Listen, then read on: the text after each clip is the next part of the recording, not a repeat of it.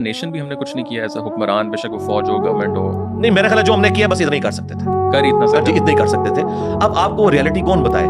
بات یہ ہے کہ اس میں اگر ہم یہ نہیں سمجھ رہے تو اس میں بھی میں میرے عزیز ہم وطنوں انہی کو مجرم سمجھتا ہوں. انہوں نے ملی ترانے چلا چلا کے ٹی وی پہ جو پکچر پیش کی تھی نا اپنی اور پاکستان کی ایک اسٹرینتھ، حقیقت بات ہے کہ وہ انڈیا تک بھی مشکل سے ہی چلتی ہے، بجائے یہ کہ ہمیں ورلڈ لیڈر بنا کے پیش کیا جائے اور اسلام کا قلعہ. حقیقت یہی ہے جتنا اس وقت آئی ایس پی آر نے کیا نا بس اتنے ہی جو گئے ہیں، اس سے زیادہ نہیں کر سکتے. یہ ایک ریئلٹی ہے، میں نے بار بار بتایا. پاکستان کا ڈیفنس کا نظام ہو، پاکستان کا باقی، یار ہم تو ایک مہینے کے لیے بارڈر پہ اپنی فوج نہیں رکھ سکتے.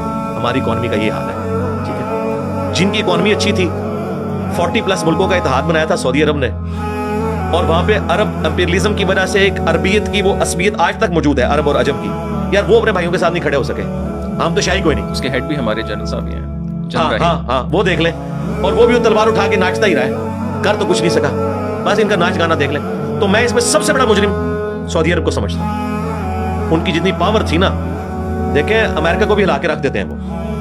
پھر رشیا کے جب سے وہ قریب ہوئے، میں حقیقت بات ہے کہ ایک تگڑا ان کا اتحاد بنا ہوا ہے، لیکن وہ کچھ بھی نہیں کر سکے.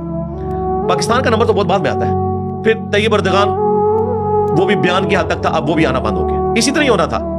یہ شروع میں چیزیں ہوتی ہیں، بعد میں لوگ بھول جاتے ہیں. سیدھی سی بات ہے، پاکستان اتنا ہی کر سکتا تھا. لہذا پاکستان سے ہمیں کوئی گلہ نہیں ہے. گلہ یہ ہے کہ آپ نے جو اپنی پکچر ٹارزن والی پیش کی تھی نا، آپ وہ نہیں ہے، یہ نہیں کرنی چاہیے تھی.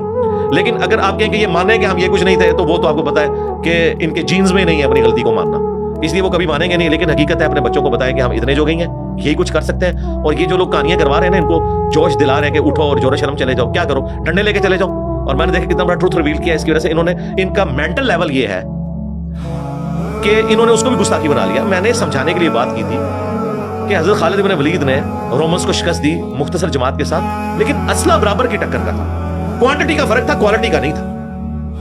اگر رومن جنرل ایک تلوار لے کے آئے نا، خالد بن ولید بھی ایک تلوار لے کے گئے.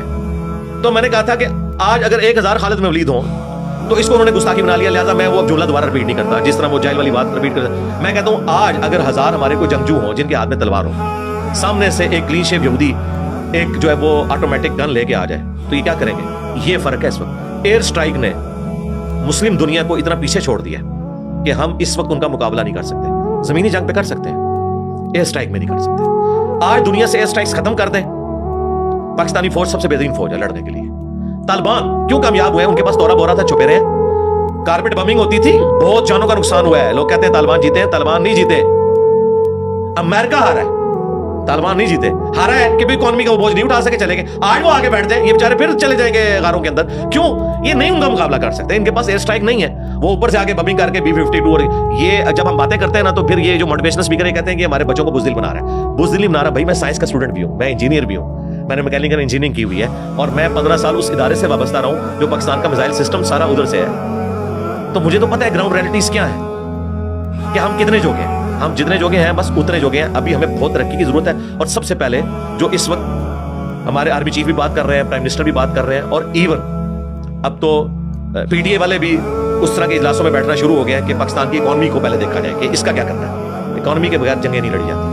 لوگ کہتے ہیں انڈیا میں ختم کر رہے ہیں. انڈیا کو کیا ضرورت ہے ہمیں ختم کر کے؟ خام کو اپنے متھے لگوانے کی ضرورت ہے. ہماری جو اکانومی جس لیول پہ پہنچ چکی ہے، ایک تباہی کی صورتحال ہے.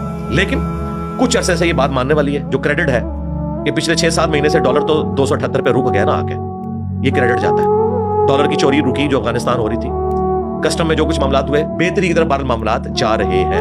لیکن اس بجٹ نے جو کوئی ریفارمز ہوئے تھے نا، ان کو بھی 0 سے ملٹیپلائی کر دیا. یہ بجٹ مجھے کوئی کہنے میں آر نہیں ہے، پاکستان کی تاریخ کا سب سے بدترین بجٹ ہے. تنخواہ دار طبقے کی کمر توڑ کے رکھ دی ہے، اور اس کی وجہ سے کوئی محبت کے جذبات نہیں ہے. اس وقت جتنے لوگ گورنمنٹ میں بیٹھے ہیں، جن جماعتوں سے، کم از کم مجھ سے اور میرے اسٹوڈنٹ سے یہ امید نہ رکھیں کہ اس طرح کے بجٹ کے ساتھ ہمارا کوئی اسٹوڈنٹ یا میں ان کو اگلے الیکشن میں ووٹ ڈالنے والا ہوں. پچھلے الیکشنوں میں نے کس کو ڈالی وہ ایک الگ معاملہ ہے، مختلف جماعتوں کو ڈالی. اگلے الیکشنوں میں اس طرح کے لوگ جب ووٹ مانگنے آئیں گے نا، ہم ان کو ووٹ کم از کم ان کو نہیں ڈالیں گے. آپ نے